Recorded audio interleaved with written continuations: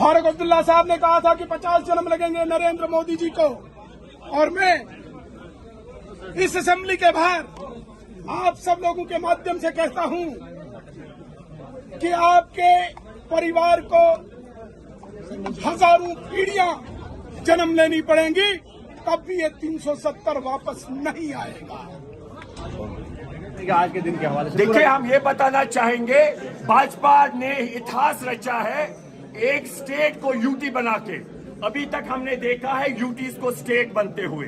इन्होंने इस तरीके से ब्रेजनली संविधान को वायलेट किया कि इतिहास में पहली दफा एक स्टेट को यूटी बनाया। एक दूसरी बात, हमारे स्टेट का विभाजन किया। हमारा दिल, हमारा ताज, मान लीजिए जो लद्दाख था, उससे हमें अलग कर दिया, और हमें हमारी विधानसभा को पूछने के बिना यहाँ पर चुनाव 10 साल नहीं कराए। हम election supreme court, honourable supreme court गए, उन्होंने यहाँ पर इलेक्शन का निर्देश दिया, तब जाके ये असेंबली वजूद में आई, यहाँ की चुनी हुई सरकार वजूद में आई। हम उम्मीद करते हैं कि जो भी संविधान में संभव होगा, आप सब पढ़े लिखे हैं, फेडरलिज्म में बहुत सारी गुंजाइश है, और हम ये मानते हैं, आप पहले बात सुनिए, हम ये मानते हैं कि इमीडिएटली इनको संविधान। आज जहां पे गवर्नर एड्रेस पे, लेफ्टिनेंट गवर्नर साहब के एड्रेस पे बहस होनी थी, डिबेट होनी थी, वहां बड़ी चालाकी से, बड़ी चतुराई से सरकार ने एक रेजोल्यूशन मूव किया। ये मैं मानता हूं, ये इस हाउस की मर्यादा, सैंक्टिटी को आज इन्होंने भंग कर दिया। और जो हमारे पास रिपोर्ट्स आई है, जो इस हाउस के कस्टोडियन है, स्पीकर है, कल शाम को उन्होंने खुद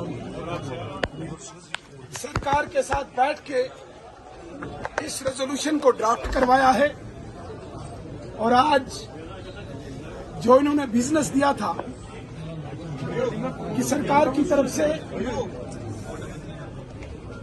सत्ता पक्ष की तरफ से 2 व्यक्ति बोलेंगे, वोट ऑफ थैंक्स, और उसके बाद बाकी ऑनरेबल एमएलए को बोला जाएगा।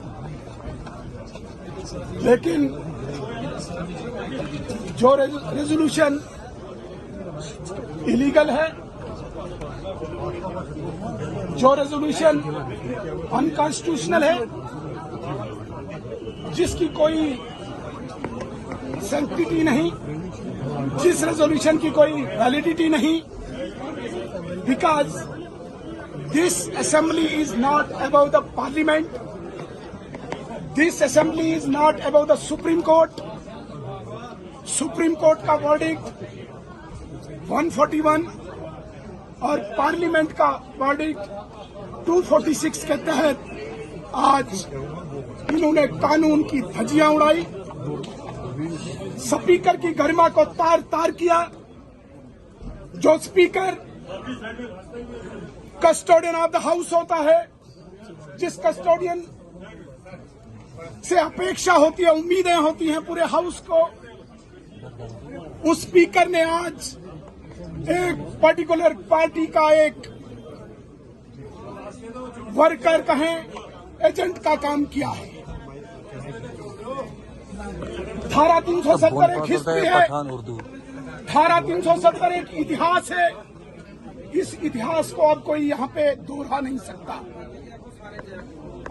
फारूक अब्दुल्ला साहब ने कहा था कि 50 जन्म लगेंगे नरेंद्र मोदी जी को, और मैं इस असेंबली के बाहर आप सब लोगों के माध्यम से कहता हूं कि आपके परिवार को हजारों पीढ़ियां जन्म लेनी पड़ेंगी, तब भी ये 370 वापस नहीं आएगा।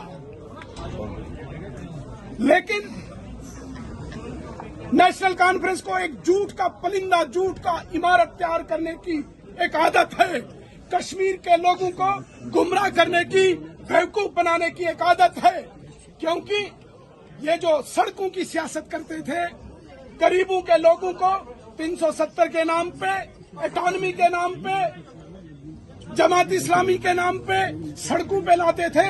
धारा 370 हटने के बाद 5 अगस्त के बाद यहाँ पे जो शांति आई है, जो अमन आया, आज बाज़ाब्ता तौर पर रोल लाया, अब आप क्या कहेंगे? हमारा ही आना चाहिए था, बट स्ट्रांगली वर्डेड होना चाहिए था। इससे भी we are in support of this resolution. We want restoration of special status. We support the J and K government to seek restoration of special status 370 और हम उसको एंडोर्स भी करते हैं। However, we have some findings that clearly 5 अगस्त की condition नहीं की है और क्लियरली स्पेशल स्टेटस की वापसी भी नहीं मांगी है, बल्कि कहा गया है कि उसको कोई डायलॉग होना चाहिए। I don't think there is scope for dialogue for special status. They should have clearly sent a message that people of Jammu and Kashmir are not satisfied with the 5th August and they seek restoration of special status of Jammu and Kashmir in its original and pristine form. Whatever is written, we endorse it still because there is a larger sentiment of Jammu and Kashmir people attached with the special status and we are in favor of this. आप कुछ भी आप कह रहे हैं कि आप इसकी एंडोर्स करते हैं गवर्नमेंट का, लेकिन at the same time you are saying कि we are not satisfied with the resolution. Strongly worded होनी चाहिए, लेकिन उसके बावजूद क्या ऐड किया होना चाहिए? 5 अगस्त को कंडेम नहीं किया और स्पेशल स्टेटस पर डायलॉग नहीं, स्पेशल रेस्टोरेशन। वही सब अपोजिशन की तरफ से जो किया गया